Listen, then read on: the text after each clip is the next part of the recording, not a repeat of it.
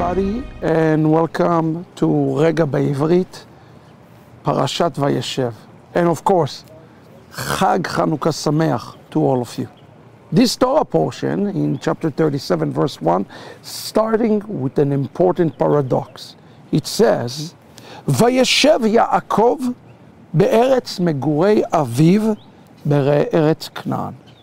In one sense, it says that Jacob sat in the land of his father, which appears to be something positive, returning to the root, returning back home. There is something very comforting about returning back to the land of your father, but it uses the word Vayechev. The word Vayechev does not just mean any set. It's speaking about Jacob becoming static rather than dynamic, becoming passive rather than active.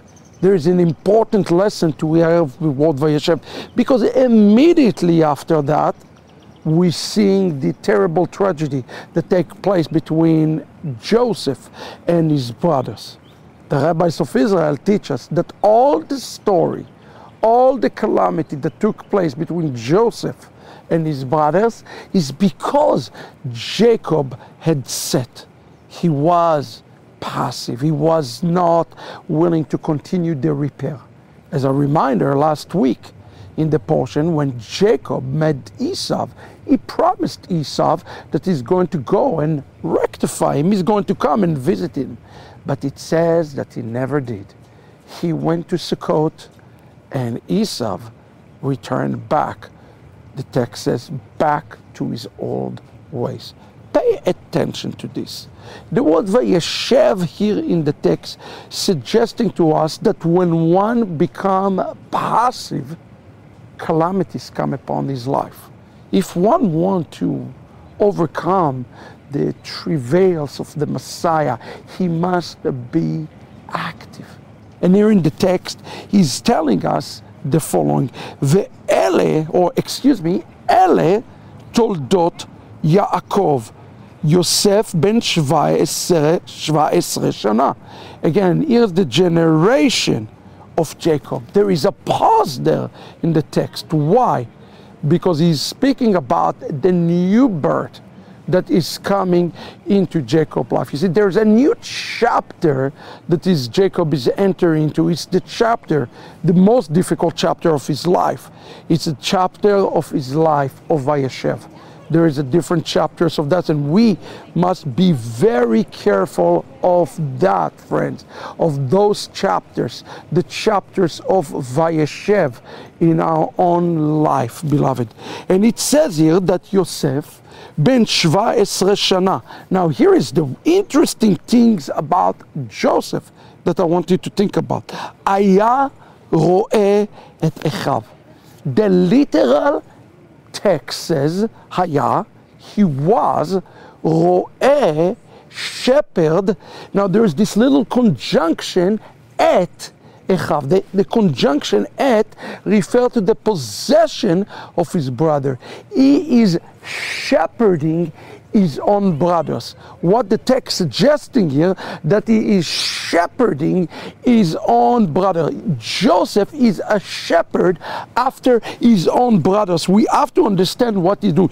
But son, again, through he's watching them getting the sheep and the goat. But what is hidden behind the text that most of us do not get is that he viewed Batson, his own brothers are like the sheep.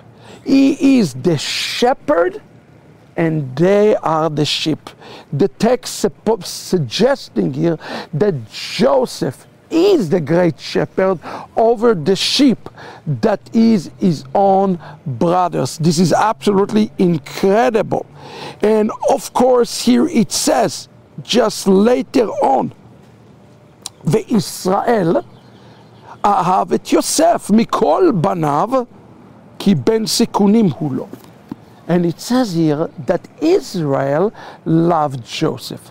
Not that Jacob loved Joseph, but that Israel loved Joseph. Every time that we see Jacob mentioned in the text as as Israel, it means that he's operating under the Holy Spirit, under the fullness of the Holy Spirit. And we have to understand that in this context, because he is giving him what's called here in Hebrew, kutonet pasim.